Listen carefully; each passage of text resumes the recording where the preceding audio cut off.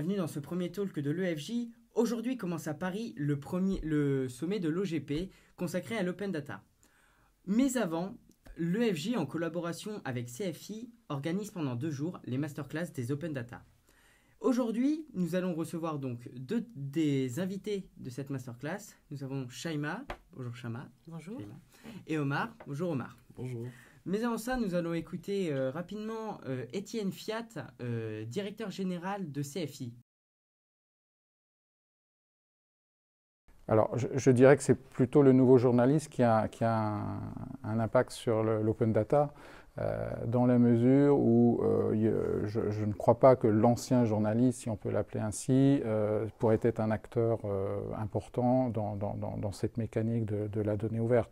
C'est bien parce qu'il y a le numérique, l'Internet, une approche complètement différente de la communication, des échanges entre les citoyens, entre eux et avec leurs autorités, et qu'apparaît ce qu'on appelle peut-être le nouveau journalisme, un journalisme beaucoup plus horizontal que top-down, comme il l'était avant, qu'on peut espérer que cette thématique des données ouvertes va se développer.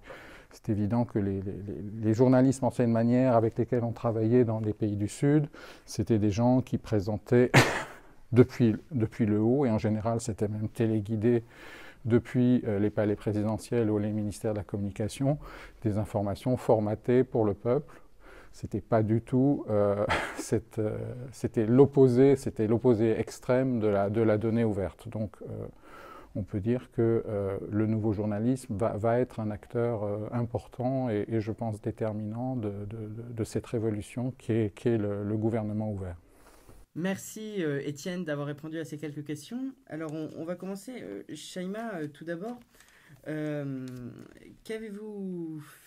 pensez-vous des open data actuellement sur comment elles sont utilisées? Qu'en pensez-vous? Je pense que l'open data est une base pour tout changement visant à améliorer la société. Je pense que nous avons un bon départ avec la gouvernance ouverte. Cela crée des momentum. Mais pour la Tunisie, il y a encore du chemin à parcourir. Notre organisation, qui s'occupe de la transparence et de l'open data, a du mal à accéder aux informations basiques, telles que les décisions de notre gouvernement ou ce qui touche les citoyens. Il reste donc du chemin à parcourir. Et vous, Omar, que pouvez-vous nous dire sur votre rôle de data journaliste, justement? Moi, je refuse qu'on m'appelle data journaliste. Moi, je suis journaliste. Et le journalisme, c'est justement éclairer l'opinion publique sur la base de choses d'intérêt général. Et l'intérêt général suppose que l'on accède à des informations et à des données qui sont de l'ordre de la gestion de la chose publique. Et ces choses-là, bon, la manière à la mode de les appeler, c'est open data. Avant, on appelait ça transparence, avant, on appelait ça droit d'accès à l'information. Mais tout ça revient à la même chose. C'est de pouvoir se réapproprier le mode de gestion de la chose publique. La chose publique, sa gestion n'est pas élitiste, ce n'est pas une affaire d'une minorité, c'est l'affaire de tout le monde. Et c'est pour pouvoir donner une appréciation sur ce qui se fait par cette minorité qui gère, qui est élue, ou alors qui est une junte, ou dans quel régime.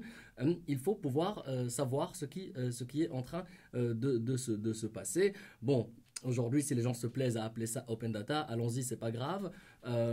Mais il s'agit d'un fonctionnement très basique de la démocratie tel qu'on devrait l'entendre. C'est savoir pour mieux apprécier et pour mieux élire, pour mieux gérer, pour mieux se réapproprier son présent et son futur. D'accord.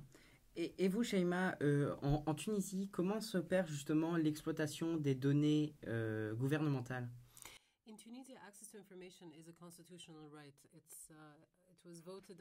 En Tunisie, l'accès à l'information est un droit constitutionnel.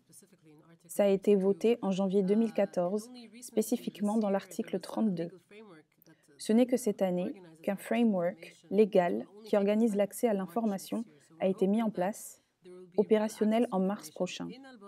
On espère qu'un réel accès à l'information va être mis en place. Chez Al-Baswala, on essaye de mettre cela en place. Il y a beaucoup de challenges. Le premier est le Mentalité Challenge. Les lois ne sont pas appliquées parfaitement. Donc on a des doutes sur l'accès à l'information. Le second, c'est la facilité d'accès. Le gouvernement n'utilise que des PDF pour donner leurs informations. Tu as des milliers et des milliers de pages PDF sur le budget analysé. Il a fallu 3500 heures pour entrer les informations des budgets municipaux. C'est le challenge le plus important, de pouvoir fournir des programmes de transfert de données comme le CSV. Il faut un format que l'on peut lire et qui peut être manipulé par tout le monde. L'open data, c'est ça aussi. Ce n'est pas que publier les données, mais aussi les rendre accessibles, que ce soit les chercheurs, les journalistes ou la société civile. Voilà les challenges en Tunisie et la réalité. Et vous, Omar, quelle action menez-vous en tant que journaliste pour permettre justement la libre exploitation des data, des open data? Je suis journaliste au Maroc, je pourrais parler très bien du Maroc, pas d'autres expériences que je pourrais connaître de loin.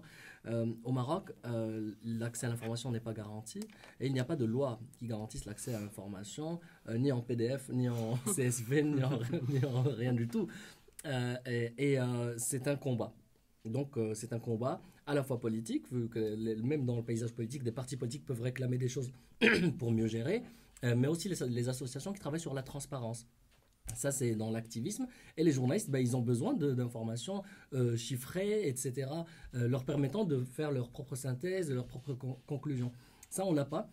Par contre, on encourage beaucoup, dans un contexte assez verrouillé comme le Maroc, d'accéder, de trouver des lanceurs d'alerte, c'est-à-dire des sources à l'intérieur des institutions et qui ont le courage ou l'indignation, etc., et qui peuvent justement rendre publiques certaines informations. Dans mon travail personnel, je travaille beaucoup avec des lanceurs d'alerte et des gens qui sont à l'intérieur des institutions. Pour l'instant, l'État marocain n'a pas l'air d'être dans le bon sens de la publication d'informations. Il a récemment, après avoir révélé un gros scandale foncier, toute la base de données du registre foncier n'a plus fonctionné, donc ils l'ont arrêté. Donc l'État marocain ne va pas dans ce sens-là, donc je pense qu'on a encore du chemin à faire. Et en attendant, c'est les lanceurs d'alerte, c'est les sources internes, et c'est toutes les personnes capables d'aider à éclairer l'opinion publique en transmettant des documents et des chiffres qui soient d'intérêt général. D'accord. Et une dernière question commune à vous deux.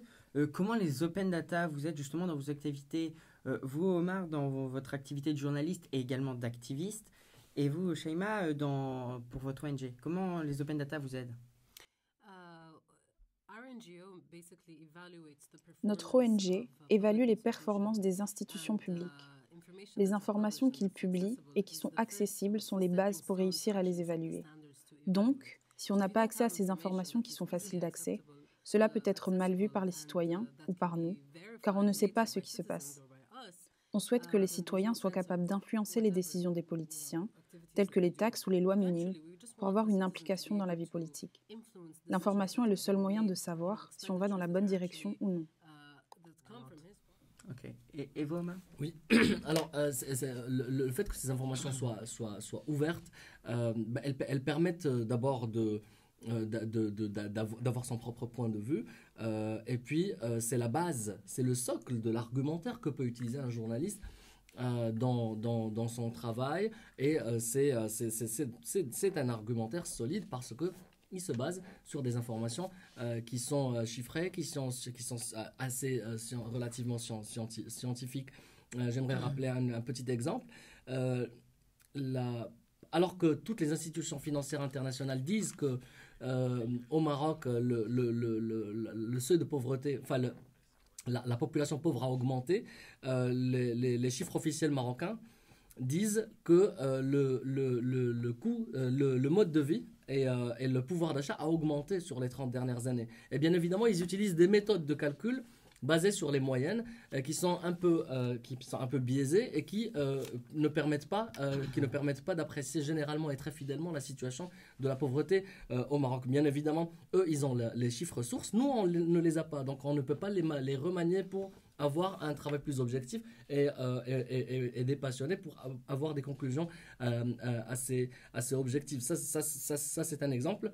Les exemples sont très nombreux. Donc pour moi, le travail de journalisme, en général, pas que le data journalisme, le travail d'un journaliste doit se baser beaucoup sur les chiffres, et le journaliste devrait avoir les outils de les analyser, ces chiffres, et d'en faire le centre de son argumentaire. D'accord, merci.